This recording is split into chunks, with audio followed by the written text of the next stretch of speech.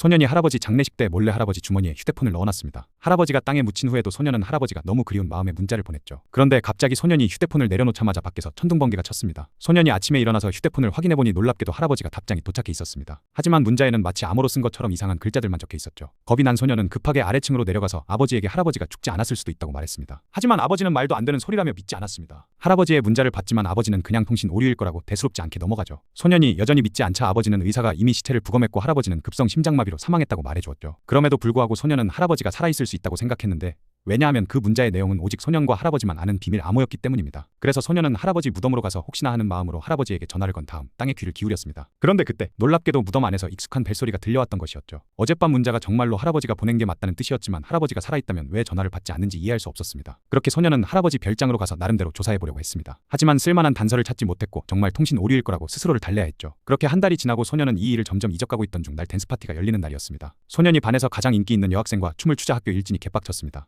일진은 소년을 강제로 밖으로 끌고 나가서 뚝갑해버렸는데 다 때린 후에도 승질이 풀리지 않았는지 떠나기 전에 소년의 두 손을 십자 모양으로 꺾어서 땅에 눌러버렸습니다. 나쁜 놈이네요. 집으로 돌아온 소년은 화장실에 숨어서 할아버지 전화번호로 전화를 걸어 그날 있었던 억울한 일들을 할아버지에게 다 털어놨죠. 그런데 소년이 예상하지 못한 일이 일어났습니다. 다음날 반 친구들이 문자를 보냈는데 일진이 요단강을 건넜다는 내용이었죠. 소년은 믿을 수 없었는데 직접 현장에 가서 경찰이 일진의 시체를 옮기는 것을 보고서야 이 모든 게 정말이라는 것을 믿었죠. 소년은 경찰로부터 일진의 시체가 두 손을 십자 모양으로 놓인 자세였다는 것을 알게 되었는데 이건 소년이 괴롭힘을 당했을 때와 정확히 같은 자세였습니다. 그 일이 있은 후 소년은 하루 종일 넋이 나가 있었습니다. 선생님이 뭔가 이상하다는 것을 눈치채고 소년과 상담을 하며 이건 사고였고 너의 잘못이 아니다 라고 말해주었습니다. 그리고 조퇴를 하고 집에 가서 푹 쉬라고 했죠. 소년은 선생님의 말을 이해했지만 마음속 깊이 이 모든 일이 할아버지와 관련이 있다는 것을 알고 있었습니다. 그래서 저녁에 다시 할아버지에게 전화를 걸어 복잡한 마음을 털어놓고 전화를 끊었는데 예상치 못하게 휴대폰을 내려놓자마자 할아버지가 전화를 다시 걸어왔습니다. 여러분 이런 전화 받을 수 있나요? 저는 못 받을 것 같네요.